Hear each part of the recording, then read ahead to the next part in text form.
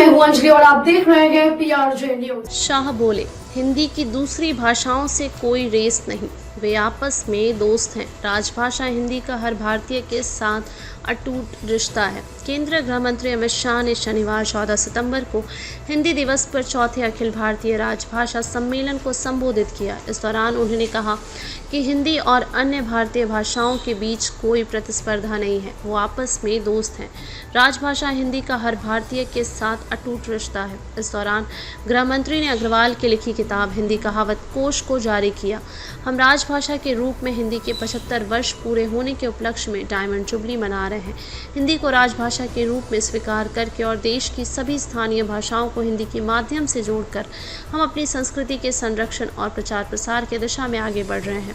शाह ने कहा कि गृह और सहकारिता मंत्रालयों की फाइलों के माध्यम से जुड़ी बात हिंदी में ही किए जाते हैं। ऐसा करने में 3 साल का समय लग गया।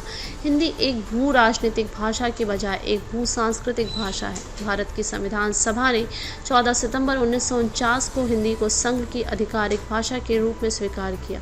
अब समय आ गया है कि भारत की सभी भाषाओं को मजबूत किया जाए और राजभाषा को देश की संपर्क भाषा बनाया जाए, जिसमें हर कोई अपनी अपनी भाषा में देश का कामकाज कर सके। नई शिक्षा नीति में प्रधानमंत्री नरेंद्र मोदी ने प्राइमरी एजुकेशन के लिए मातृभाषा पर जोर दिया है।